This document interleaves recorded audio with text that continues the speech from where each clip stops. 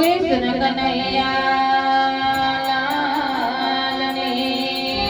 જય હો, રામચંદ્ર ભગવાનની જય હો, સંત શ્રી સદારામ બાપાની જય હો, સંત શ્રી દોલતરામ મહારાજની જય હો, સંત શ્રી ગંગારામ મહારાજની જય હો, બધારે લહરી ગુરુ સંતની જય હો। આમ તો એક વાણીની ફરજ છે, મર્યાદા મહાન છે, પણ જે નિમિત્તે આપણે મળ્યા છીએ ગંગારામ મહારાજના આયા તો બે શબ્દ એમના વિશે બોલવાની ફરજ આવે છે। આજ રોજ નાની હિરવાણી ગામના આંગણે ગંગારામભાઈના આંગણે આજે ભજન સત્સંગનું આયોજન રાખેલ છે। એ બદલ એમના કુટુંબ પરિવારને ખૂબ ખૂબ ધન્યવાદ કહેવાય કે દર પાંચમે ભજનનો મહિમા રાખે છે ગુરુ મહારાજની દયાથી, એટલે એમને ખૂબ ધન્યવાદ કહેવાય। આપણા બધાને દૂર દૂરથી આમંત્રણ કરી અરસ પરસ એકબીજાના દર્શન કરાવ્યા અને એમનું આગળ પવિત્ર કર્યું છે। એ બદલ ખૂબ ધન્યવાદ કહેવાય એમને। આપણા સદારામ બાપાએ હંમેશા વ્યસન ઉપર ભાર મૂક્યો છે કે વ્યસનથી દૂર રહો અને શિક્ષિત બનો, દીકરીઓને ભણાવો, થોડું કરો પણ ઠીક કરો।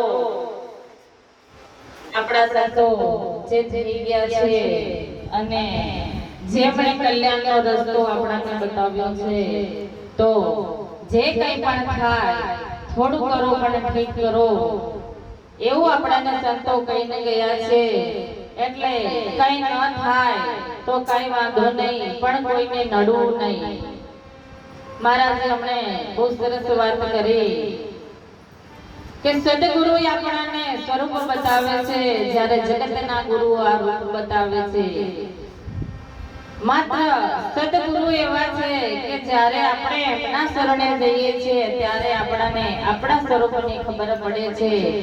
એટલે ભજન કોને કહેવું, આજે જે આપણે ભજનમાં બેઠા છીએ આને સંતવાણી કહેવાય, કેમ કે સંતોના મુખેથી ગવાયેલી વાણી આપણે ગાઈએ છીએ, એટલે આ સંતવાણી કહેવાય।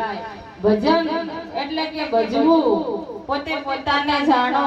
ભજન એકલાનું અને એકાંતમાં થાય છે। કોઈ મહાપુરુષનું શરણ સ્વીકારી નામમાં લીન રહેવાની ક્રિયાને ભજન કહ્યું છે।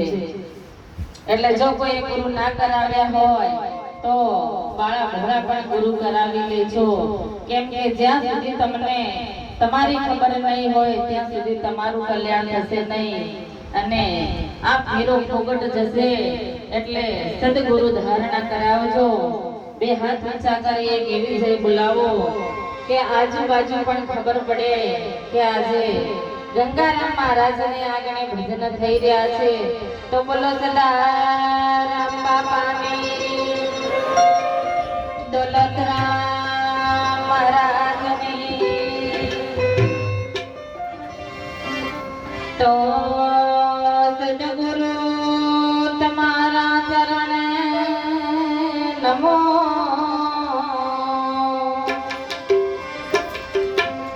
અને પ્રેમ માગો વરદાન, દયા કરીને ગુરુ મારા દેજો।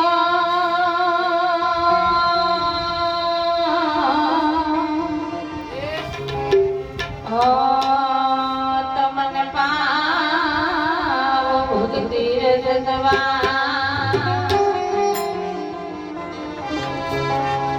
संत मिलन को जाए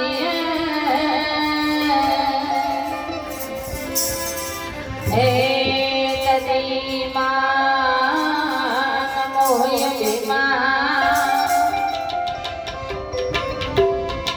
જો જો તમે આગે ઘરે હે કોટી યજ્ઞ સમા